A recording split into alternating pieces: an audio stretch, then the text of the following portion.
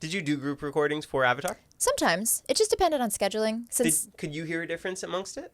Like in my acting performance? Yeah, like having that real person to bounce off of and see their emotions. I think it was more fun. It was more easy to respond to, Jack Sokka's, remark or snide comment, or Katara being concerned and I could be extra sassy in response. I think that was helpful. But Andrea Romano, who's the director of Avatar, did such a good job. I never felt like when people weren't there that my performance wasn't as good. Like there was always some reference. Sometimes I think she would even read me in. Like if I wasn't quite doing it, she would like do a read in my ear of just, being Katara, being Azula, being whatever.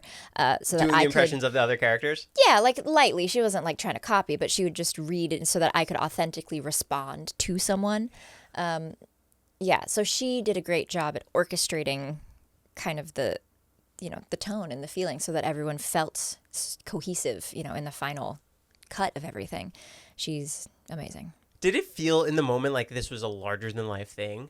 No. It was very calm. It was very organic. It was something that clearly Mike and Brian cared a lot about. They were very hands-on. They came in and listened to a lot of the recording sessions, which is not normal for creators. They make the show and then it gets recorded and whatever. They were sitting in the studio often, listening and just being present, and they were very involved in the art process, of course.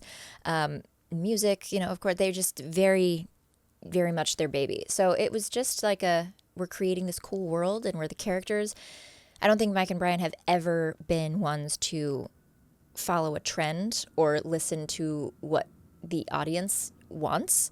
I mean, they care about the story, but they're not just going to decide to make an extra season or decide to take out a character or keep a character or change the narrative or include this one famous person. They never, I think, led with that. They led with, we have this story that we came up with and these characters that we love and we want to tell that.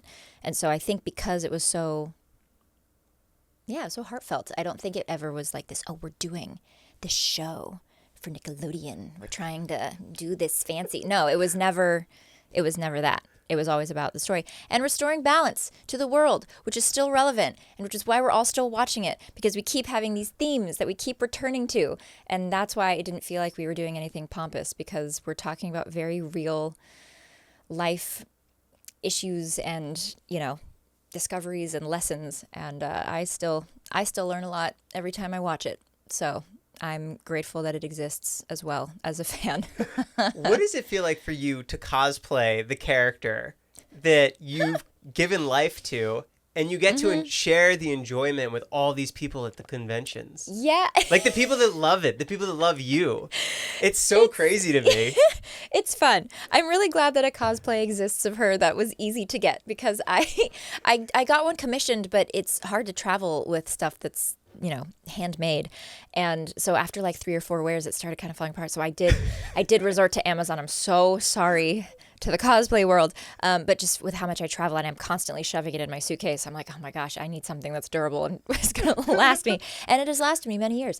But it's so fun. I'm so glad she has a cosplay. I do like to go barefoot if I can, at least for the photo ops. For a while, I would walk around all day barefoot, and then at a certain point, I was like, that's probably not a good idea. So since I'm not actually Toph, unfortunately, I should probably put some shoes on. But a lot of people walk by and they're like, hey, cool cosplay. And like, I love Avatar and I love Toph. And I'm like, cool. And I just don't think they know. Sometimes I'll say like, thanks, Twinkle Toes. And they're like, wait. That's a good impression. Like, hold on a second. Did you wait? Yeah, it's a lot of fun too. Whenever I now say that I'm meeting my fellow Melon Lords if somebody else is also cosplaying. So usually on like Saturdays, depending on the con, is when I'll do cosplay for like a specific cosplay photo op, and maybe I'll wear it for the afternoon or something. And so then when I meet other lovely Tophs in line who like want to, come meet me at a Comic-Con or something, I'm like, fellow Melon Lord, hello. Shall we have an earthbending lesson today? It's very fun. It's very fun. Are there any memorable fan interactions that really stick out to you that just felt like it meant a lot? There's so many. Yeah, I did not expect to be in something that was so impactful. Like, it's changed people's lives. Like, it's changed my life, but it has been so important to so many people, especially during COVID. It's brought families together. It's brought like estranged family members together. It's been a source of comfort for family members who have passed away. And this was like what people used to do with their parents or with their sister or with their husband. And like, it's such like a delicate thing to have somebody who like meets you for literally 3 minutes and tells you such an incredibly like deep connection with this thing you voiced, and then they like walk away from you. It's crazy. So there's so many little moments. I mean, there's like a wonderful woman who came like to a con, and 2 days prior, like her dad passed away, and she's like, we loved watching the show together, so I still wanted to come because like this is going to make me feel closer to him. And there's like a lovely human in Florida who she used to be able to see but had kind of questionable vision, and then like fully lost her vision over the past few years, so now it's just static. She doesn't see anything, but she remembers watching Avatar, so she can still remember the memories. So when she listens to it, she can kind of like visualize it, but she can't see anymore. And so like Toph has obviously like helped her a lot. And I was like, let's keep it in. We're no tear bending today. But like she was with her mom, and I felt so weird, like giving her like an autograph or like taking a picture. I was like, this doesn't mean anything. And I had like some cute things on my table. Somebody had gifted me like a little turtle duck plushie, and I was just like, here, take the turtle duck. I was like, hold out your hands. I was like, okay, this is the turtle duck. He's very cute. So anytime you want to remember this day, just cuddle the turtle duck. And like, that's like my autograph for you, because what does it do? Yeah. So just so many little quick things. And that was 5 minutes of the day. And then it's someone else. Like it's crazy. I think it's very easy to think that going to like an anime con or convention or just meeting fans in any capacity is something that's like easy. I think it can be. I think if you kind of disconnect, and sometimes you have to as a human because, you're overloaded. And so sometimes that's how we have to function. But I really try to not do that whenever I'm at a convention. And I stand at the front of my table and I try to just absorb every human. And doing that for, 3 days, 4 days in a row for half of the weekends of the year is crazy. I feel like I process so many people's like existence, which is crazy. And I just hope that I give them at least some sort of solace or excitement or being seen or something in return for the 3-4 minutes that we talk. There's so many stories. It's so cool. And you're seeing all these people at the highest point of their existence because they're so excited to see you. Yeah, it's funny, the range. Some people are like, oh yeah, I just started watching this last year, it's kind of cool. And some people are like, I've been watching this for 15 years, I know every single episode. And I'm like, oh, you probably know more than I do.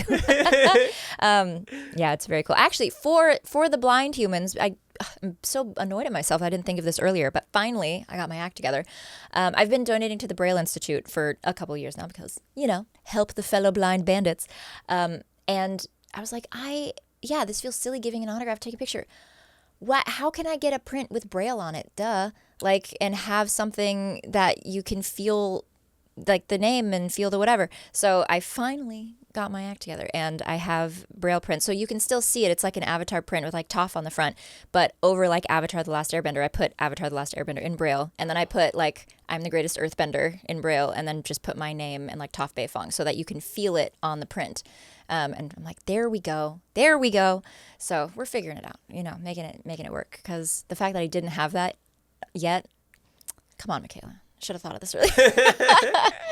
What's it like for you when you're up there with your castmates at a panel and you're just seeing a sea of people just waiting to hear what you have to say about the show? It's a little scary, honestly. I still get a little bit of stage fright because I never know what's going to happen. I don't ever know what the questions are going to be, and I don't know who's going to answer what, and if I should jump in and add my comment, and is Jack going to make a funny quip, and then is Dante going to respond, and then should I just laugh? Like, I'm in my head a lot with these things because I'm like, okay, where do I insert the funny Toph lines? Like, trying to figure that out.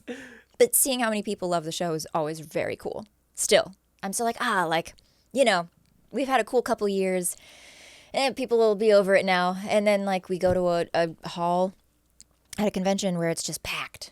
And there's like, 300 people just all squeezed in a room, just wanting to listen to us yap about Avatar still. And I'm like, this is crazy.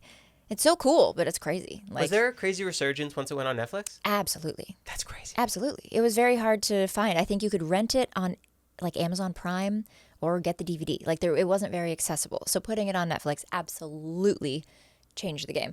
Maybe not change the game for our residuals, unfortunately, but it changed the game. I would love to have a portion of those streaming percentages. But for exposure, completely, it changed the whole game. Like, I think so many people hadn't seen it since they were a kid, or people who did watch it as a kid now have kids and were like, oh yeah, I used to watch this. Let's have you watch it now. And now it's become multi-generational, and it's the whole thing.